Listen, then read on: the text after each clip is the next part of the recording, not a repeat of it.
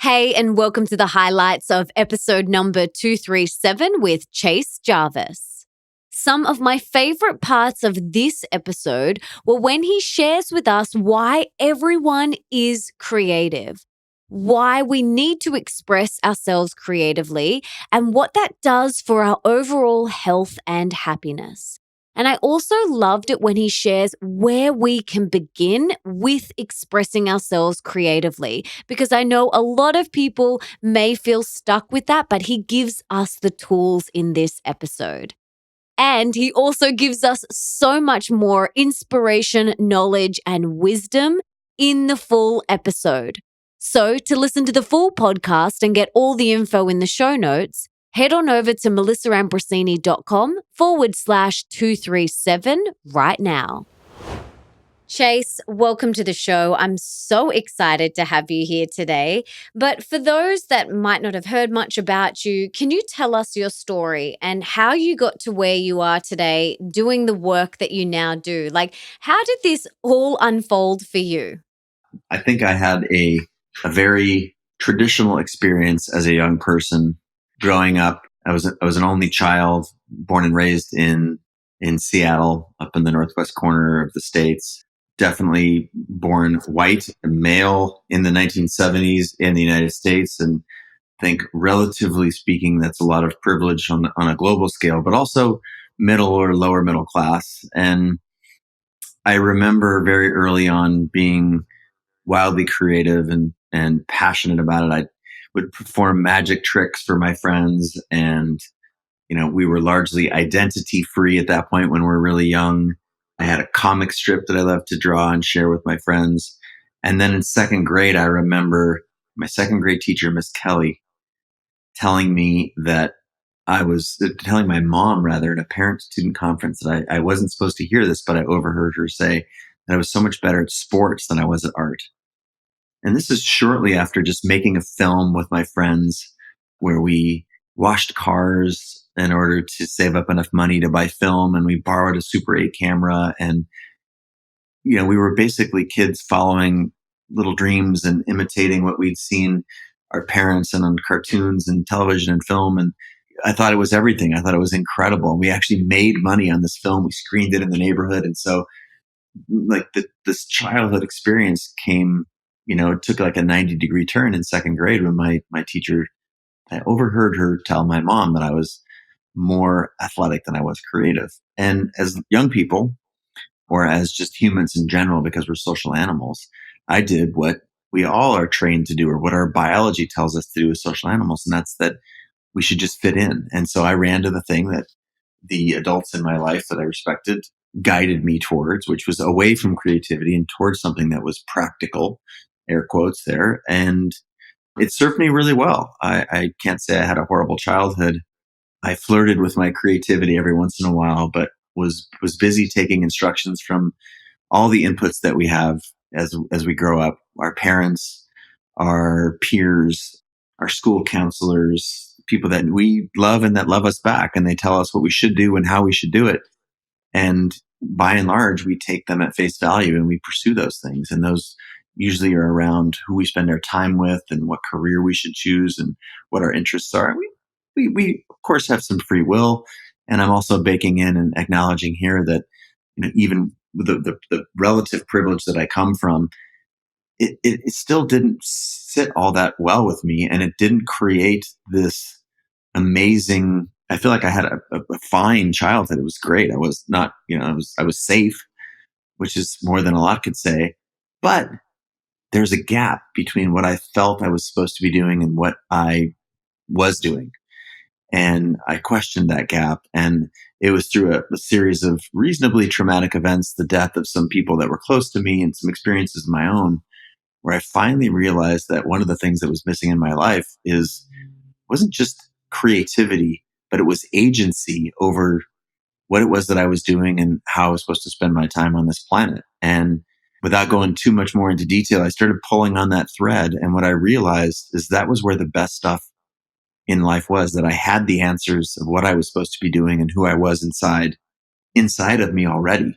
And here I am, having just written a book that's looking backwards and connecting all those dots, more practically speaking, I was a photographer for a huge piece of my life. After dropping out of medical school, bailing on a career in professional sports, and bailing on a PhD in philosophy, being hundreds of thousands in debt, to find my way in the world, and created an online learning platform that's now used by tens of millions of people. It's called Creative Live. And now this recently, just this book that I'm capturing these ideas and the ideas of some of my friends who are the world's top performers in these areas. And I think I might be onto something. If not, I just wasted 3 years of my life, but we'll find out soon. But there you go. That's 40 years in 4.5 minutes. I love in your book, Creative Calling, which is the title of your book. It's about living a better life through creativity. And you say in the book, by expressing yourself regularly in small ways, you will discover the agency and drive necessary to create the life of your dreams.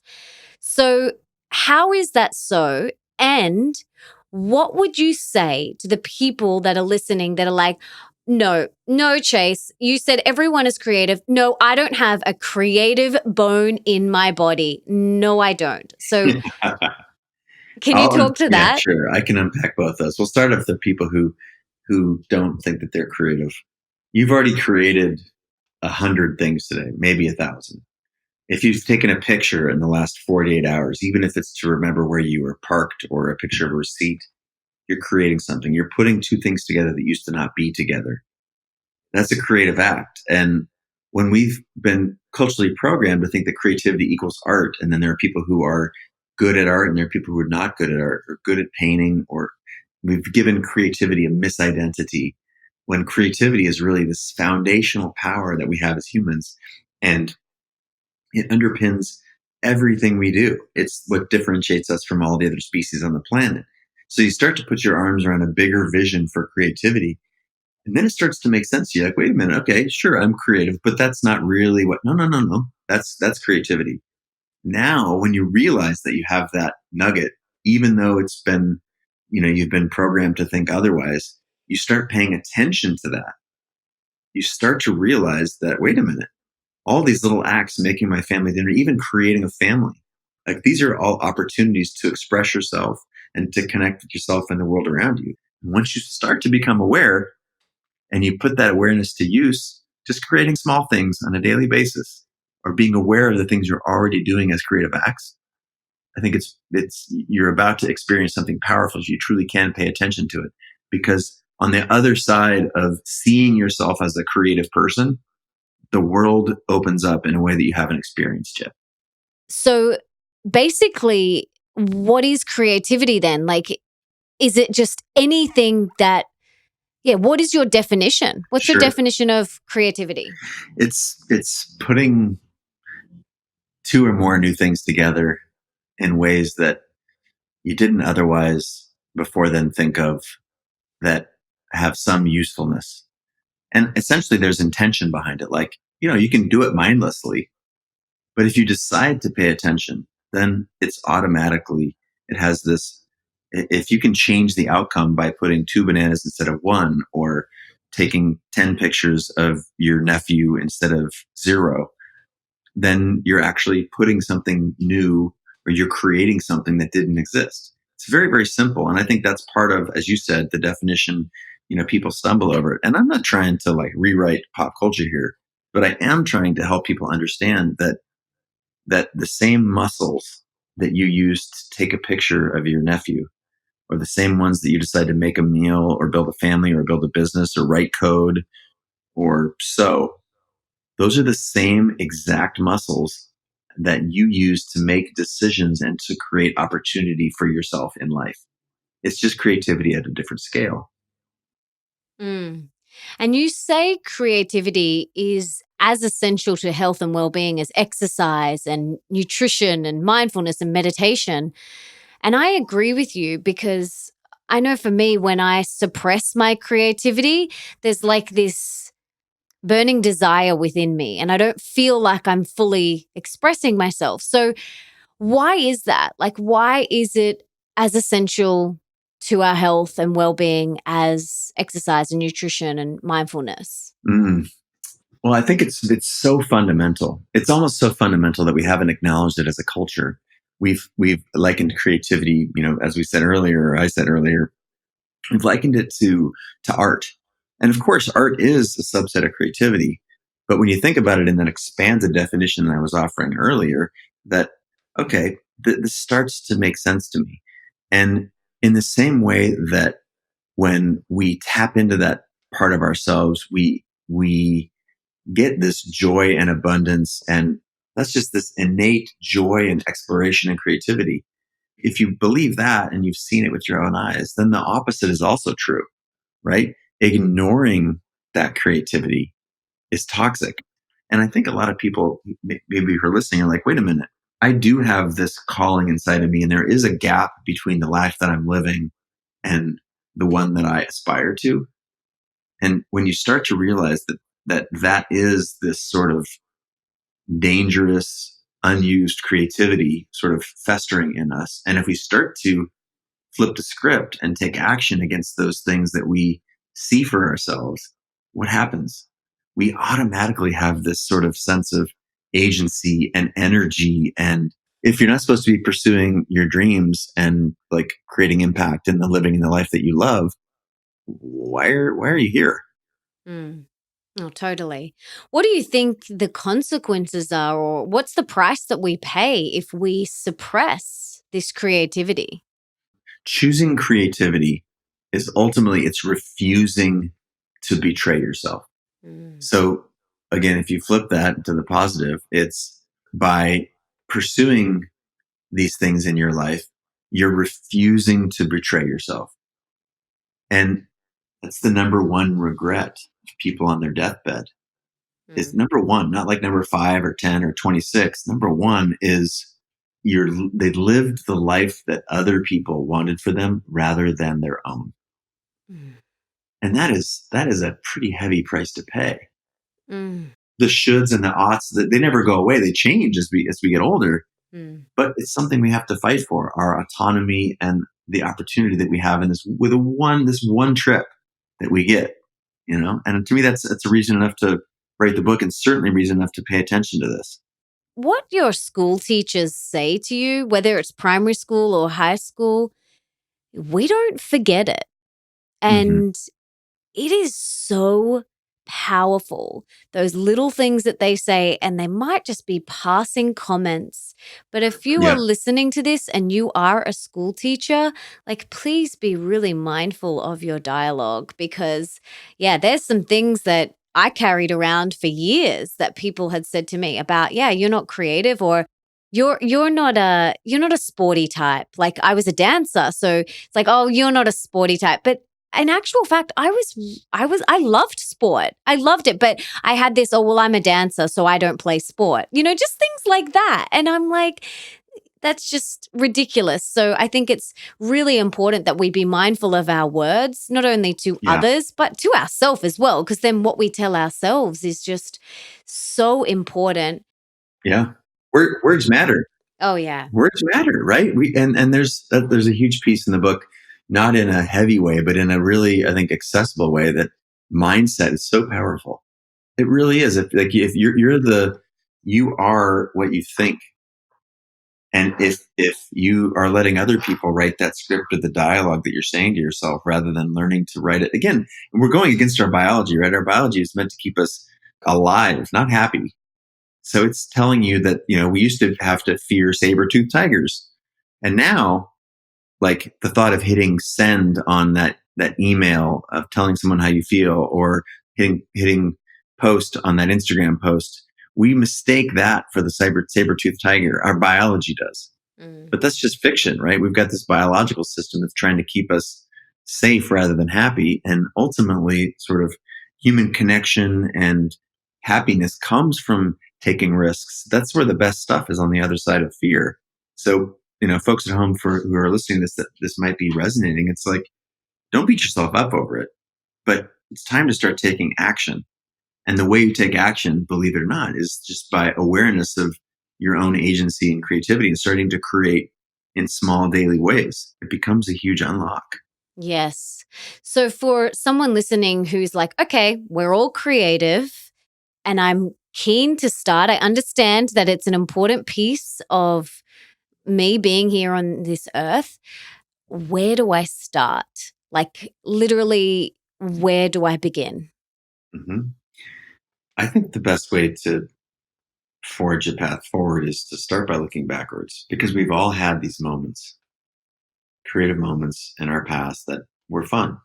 It's just leaning into those things, those simple things. And by following your curiosity and looking at your past and the things that brought you joy and starting to do them in ways that are lightweight, by and large, people I think are aware of what makes their heart sing. What can you do to just touch that thing every day? And it often doesn't require extra time. Just taking pictures on your walk, when you're walking the kids to school, or on the walk on the way home from walking the kids to school, or it's picking up the guitar for 20 minutes at night and realizing that, there's still something in there. What is that? And when it starts to wake up inside you, you feel it. And that feeling is a good feeling. Mm. Oh, yeah, absolutely. So important. So, what have you done today to express your creativity? Mm. Oh, it's a great question. I started with writing really early. First thing I did after I got up, I actually got up and I did a hot plunge and a cold plunge. I have a cold water plunge at my house here in Seattle. And then I sat down and I wrote for maybe about 30 minutes, 25 minutes. And again, my head was full of gunk when I sat down. And it doesn't always take 30 minutes. Sometimes it's 5 minutes. This morning it just sort of worked. And then I went about my day with a completely different headspace and having felt like I made something. So that was one way that I did it. I mentioned a smoothie that I made this morning. I made a bunch of choices to make a great smoothie. I took a few pictures at lunch. There's some really interesting architecture happening in Seattle right now. And I was walking to a meeting and snapped a couple pictures of some buildings. And here I am, I guess, Mm. a couple hours later. So there's probably a bunch of little stuff in between there. But I guess, again, that's, if you can set aside time and space for regular practice, that's great. But at first, just get started, just play around.